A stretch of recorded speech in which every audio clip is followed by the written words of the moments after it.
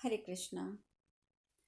उस महासमर में असुरों की मार खाकर वे सब देवता भागते हुए कहीं कोई रक्षा नहीं पा रहे थे। किसी के सिर फट गए थे तो कहीं से सब अंगों के गहरे घावों से त्रस्त थे। तदंतर बलासुर विनाशक देवराज इंद्र ने अपनी उस सेना को दानवों से पीड़ित होकर भागती देखकर आश्वासन देते हुए कहा, शूरवीरों, भय त्याग दो, इसमें तुम्हारा मंगल होगा। हथियार उठाओ, पराक्रम में मन लगाओ, तुम्हें किसी प्रकार व्यथित नहीं होना चाहिए। इन भयंकर दिखाई देने वाले दुराचारी दानवों को जीतो, तुम्हारा कल्याण हो। तुम सब लोग मेरे साथ इस महाकाय दैत्यों पर टूट पड़ो। इंद्र की बात सुनकर देवताओं को सांत्वना मिली। उन्होंने इंद्र को अपना आश्रय बनाकर दानवों के साथ पुनः युद्ध आरंभ किया। तत्पश्चात वे सभी देवता महाबली मरुदगण और वसुओं एवं महाभाग सान्यज्ञ गण सहित युद्ध भूमि में आगे बढ़ने लगे। उन्होंने संग्राम में कुपित होकर दैत्यों की सेनाओं के ऊपर जो अस्त्र शस्त्र और बाण चलाए, वे उनके शरीर में घुसकर प्रचुर मात्रा में रक्त पीने लगे। तीखे बाणों से दैत्यों के शरीर विदीर्ण हो गए। राजन, देवताओं के बाणों से विदीर्ण हुए वे दैत्यों के शरीर सब प्रकार से छिन्न भिन्न हुए बादलों के समान धरती पर गिरने लगे। तदंतर समस्त देवताओं ने उस युद्ध में दानव सेना को अपने विविध बाणों के प्रहार से भयभीत करके रणभूमि से विमुख कर दिया। फिर तो उस समय हाथों में अस्त्र शस्त्र उठाए संपूर्ण देवता हर्ष में भरकर कोलाहल करने लगे और अनेक प्रकार से विजय वाद्य एक साथ बज उठे। इस प्रकार देवताओं और दानवों में परस्पर अत्यंत भयंकर युद्ध हो रहा था। रक्त और मांस की वहां की भूमि पर कीचड़ जम गया था। फिर सहसा बाजी पलट गई। देवलोक की पराजय दिखाई देने लगी। भयंकर दानव देवताओं को मारने लगे। उस समय दावनेन्द्रों ने के भयंकर सिंहनाद सुनाई पड़ते थे। उनके रणवाद्यों और भेरियों का गंभीर घोष सब और गूंज रहा था। इतने में ही दैत्यों की भयंकर सेना में महाबली दानव महेश हाथों में एक विशाल पर्वत लिए निकला और देवताओं पर टूट पड़ा। राजन, बादलों से घिरे हुए सूर्य की भांति पर्वत उठाए हुए उस देव दानव को देखकर सब लोग देवता भाग चले, परंतु महिषासुर ने देवताओं का पीछा करके उनके ऊपर वह पहाड़ पटक दिया।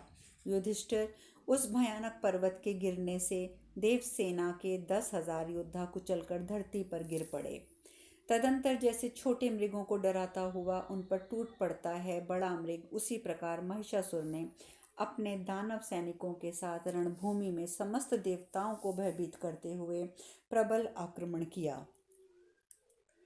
उस महिषासुर को आते देख इंद्र आदि सब देवता भयभीत हो अपने अस्त्र शस्त्र ध्वजा फेंक कर युद्ध भूमि से भागने लगे। तब क्रोध से भरा हुआ महिषासुर तुरंत ही भगवान रुद्र के रथ की ओर दौड़ा और पास जाकर उनके रथ का कुबर पकड़ लिया।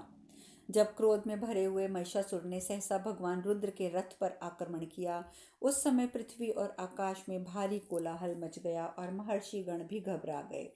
इधर विशालकाय दैत्य मेघों के समान गंभीर गर्जना करने लगे। उन्हें निश्चय हो गया था कि जीत हमारी ही होगी। उस अवस्था में भगवान रुद्र ने युद्ध में महिषासुर को स्वयं नहीं मारा, किंतु उस दुरात्मा दानव की मृत्यु जिनके हाथों से होने वाली थी, उन कुमार कार्तिकेय का स्मरण किया।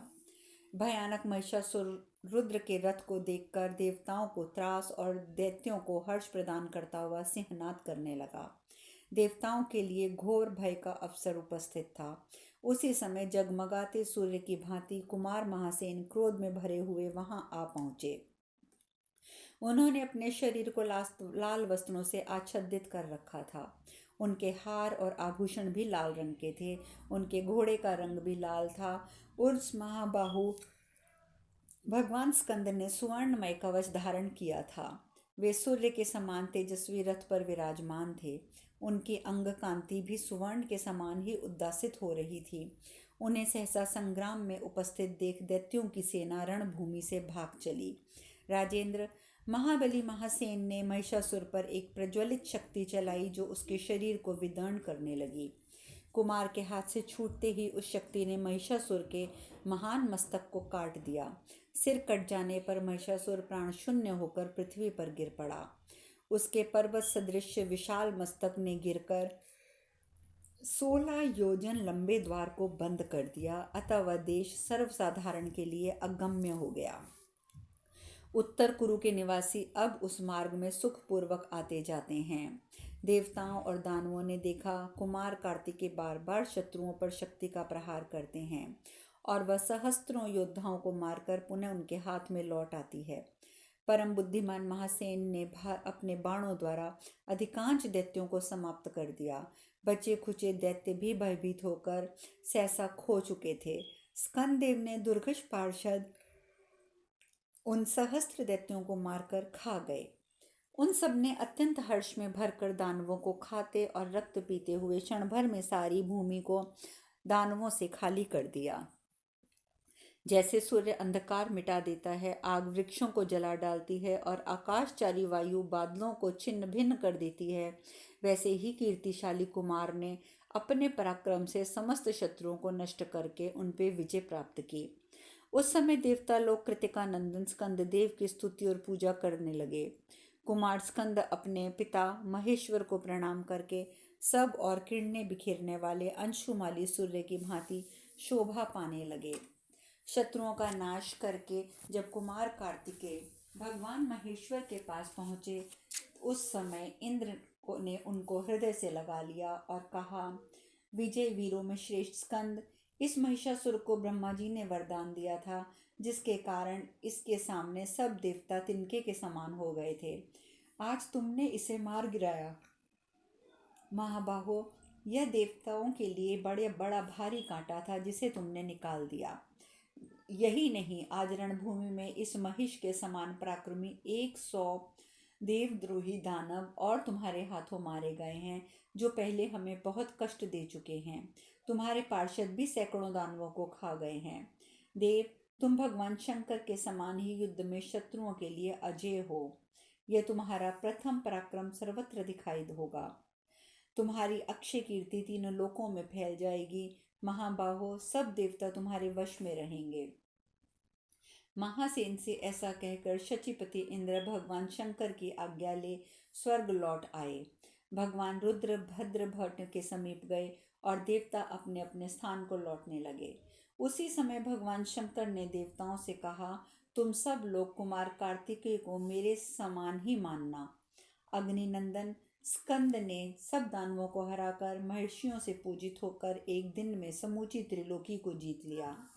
जो ब्राह्मण एकाग्रचित होकर स्कंद देव के इस जन्म वृतांत का पाठ करता है, वह संसार में पुष्टि को प्राप्त होता है और अंत में भगवान स्कंद के लोक में चला जाता है। इस प्रकार श्री महाभारत वन पर्व के अंतर्गत मार्कंडेय समस्या पर्व में अंगिरा उपाख्यान के प्रसंग में स्कंद की उत्पत्ति और महिषासुर वध विधेयक 231वां अध्याय पूर्ण हुआ। युधिष्ठिर महाराज ने कहा, भगवान विप्रवर, तीनों लोकों में महामना कार्तिकेय जी के जो जो नाम विख्यात हैं, मैं वह भी सुनना चाहता हूँ। वैशंपायन जी कहते हैं, जन्मेजय, पांडुनंदन युधिष्ठिर के इस प्रकार कहने पर महातपस्वी महात्मा भगवान मार्कंडेय ने ऋषियों के समीप इस प्रकार कहा। मार्कंडेय जी बोले, राजन, आग्नेय, स्कंद, दीप्त कीर्ति, अनामय, मयूरकेतु, धर्मात्मा, भूतेश, महिषानंदन, महिषमर्दन, कामजित, कामत, कांत, सत्यवाग, भुवनेश्वर, शिशु, शीघ्र, शुचि, चंड, दीप्तवर्ण, शुभानन, अमोघ, अनग, रौद्र, प्रिय, चंद्रानन, दीप्त शक्ति, प्रशांतात्मा, भद्रकृत, कूटमोहन, षष्टि प्रिय, धर्मात्मा, पवित्र, मातृवत्सल, कार्यभर्ता, विभक्त, स्वाहे, रेवतीसुत, प्रभु, नेता, विशाख, नैगमेय, सुदेश्वर, सुव्रत, ललित, बाल क्रीड़न प्रिय, आकाशचारी, ब्रह्मचारी, शूर, शंख त्रोण, विश्वामित्र प्रिय, देवसेना प्रिय, वासुदेव प्रिय, प्रिय और प्रियव्रत, ये कार्तिकेय जी के दिव्य नाम हैं। जो इनका पाठ करता है वह धन, कीर्ति तथा स्वर्ग लोक को प्राप्त कर लेता है, इसमें कोई संशय नहीं है। कुरुकुल के प्रमुख वीर युधिष्ठिर, अब मैं देवताओं तथा ऋषियों से सेवित असंख्य नामों और अनंत शक्तियों से संपन्न शक्ति नामक अस्त्र धारण करने वाले वीरवर षडानन गुह की स्तुति करता हूँ, तुम ध्यान देकर सुनो। स्कंद देव, आप ब्राह्मण हितैषी, ब्रह्मतेज, ब्रह्मवेत्ता, ब्रह्मश्रेष्ठ, ब्राह्मण प्रिय, ब्रह्मयज्ञ और ब्राह्मणों के नेता हैं। आप स्वाहा स्वधा परम पवित्र मंत्रों द्वारा प्रशंसित और सुप्रसिद्ध षडर्ची 6 ज्वालाओं से युक्त अग्नि हैं। आप ही संवत्सर 6 ऋतुएं, पक्ष, मास, अयन और दिशाएं हैं। आप कमल नयन, कमल मुख, स्त्र, सहस्त्र वदन, सहस्त्र बाहु हैं। आप ही लोकपाल, सर्वोत्तम भविष्य और संपूर्ण देवताओं और असुरों के पालक हैं। आप ही सेनापति, अत्यंत कोपवान, विभु, प्रभु, शत्रु विजयी हैं। आप ही सहस्त्रभु और पृथ्वी हैं। आप ही सहस्त्रों प्राणियों को संतोष देने वाले तथा सहस्त्र भोक्ता हैं। आपके सहस्त्रों मस्तक हैं। आपके रूप का कहीं अंत नहीं है। आपके सहस्त्रों चरण हैं। गुहु, आप शक्ति धारण करते हैं। देव, आप अपने इच्छानुसार गंगा, स्वाहा, पृथ्वी और कृतिकाओं के पुत्र रूप में प्रकट हुए हैं। षडानन, आप मुर्गे से खेलते हैं और इच्छानुसार नाना प्रकार के कमनीय रूप धारण करते हैं। आप सदा ही दीक्षा, सोम, मरुदगण, धर्म, वायु, गिरिराज तथा इंद्र हैं। आप सनातनों में भी सनातन हैं। आप सत्य के प्रवर्तक तथा देवताओं में श्रेष्ठ हैं। जो सर्वोत्कृष्ट सूक्ष्म तप है वह आप ही हैं। समस्त देवताओं के प्रमुख वीर, आपकी शक्ति से ये संपूर्ण जगत व्याप्त है। लोकनाथ, मैं यथाशक्ति आपका स्तवन करता हूँ। 12 नेत्रों और भुजाओं से सुशोभित देव, आपको नमस्कार है। इसके परे आपका जो स्वरूप है उसे मैं नहीं जानता। जो ब्राह्मण एकाग्रचित होकर स्कंद देव के इस जन्म वृतांत को पढ़ता और ब्राह्मणों को सुनाता है अथवा स्वयं ब्राह्मणों के मुख से सुनता है, वह धन, आयु, उज्ज्वल यश, पुत्र, शत्रु विजय और तुष्टि पुष्टि पाकर अंत में स्कंद के लोक को जाता है। इस प्रकार वन पर्व के अंतर्गत मार्कंड समस्या पर्व में अंगिरह उपाख्यान में प्रसंग में कार्तिकेय स्तुति विषयक 232वां अध्याय पूर्ण हुआ। वैशंपायन जी आगे कहते हैं, जन्मेजय, जब महात्मा पांडव तथा ब्राह्मण लोग आपस में बैठकर धर्म चर्चा कर रहे थे, उसी समय द्रौपदी और सत्यभामा भी एक ओर जाकर एक साथ सुखपूर्वक बैठी और अत्यंत प्रसन्नता पूर्वक परस्पर हास्य विनोद करने लगी। राजेंद्र, दोनों ने एक दूसरे की बहुत दिनों बाद देखा था, इसलिए वे परस्पर प्रिय लगने वाली बातें करती हुई सुखपूर्वक बैठी रहीं। कुरुकुल यदुकुल से संबंध रखने वाली अनेक विचित्र बातें उनके चर्चा का विषय थी। भगवान श्री कृष्ण की पटरानी सत्राजित कुमारी सुंदरी सत्यभामा ने एकांत में द्रौपदी से इस प्रकार पूछा, शुभ्रे द्रुपद कुमारी, किस बर्ताव से तुम हष्टपुष्ट अंगों वाले तथा लोकपालों के समान वीर पांडवों के हृदय पर अधिकार रखती हो? किस प्रकार तुम्हारे वश में रहते हुए वे कभी तुम पर कुपित नहीं होते हैं? प्रियदर्शने, क्या कारण है कि पांडव सदा तुम्हारे अधीन रहते हैं और सब के सब तुम्हारे मुख की ओर देखते रहते हैं? इसका यथार्थ रहस्य क्या है, मुझे वह बताओ। पांचाल कुमारी कृष्णे, आज मुझे भी कोई ऐसा व्रत, तप, स्नान, मंत्र, औषध, विद्या, शक्ति, मूल शक्ति, जप, होम या दवा बताओ जो यश और सौभाग्य की वृद्धि करने वाला हो तथा जिससे श्याम सुंदर सदा मेरे अधीन रहें। ऐसा कहकर यशस्विनी सत्यभामा चुप हो गई। तब पतिपरायणा महाभाग द्रौपदी ने उसे उत्तर दिया, सत्य, तुम मुझसे जिसके विषय में पूछ रही हो वह साध्वी स्त्रियों का नहीं, दुराचारिणी और उल्टा स्त्रियों का आचरण है।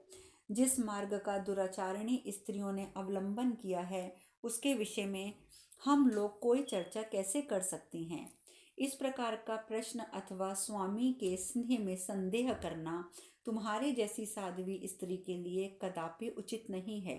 चूंकि तुम बुद्धिमती होने के साथ ही श्याम सुंदर की पटरानी भी हो, जब पति को ये मालूम हो जाए कि उसकी पत्नी उसे वश में करने के लिए किसी तंत्र मंत्र अथवा जड़ी बूटी का प्रयोग कर रही है, तो वह उससे उसी प्रकार उद्विग्न हो उठता है जैसे अपने घर में घुसे हुए सर्प से लोग शंकित हो उठते हैं।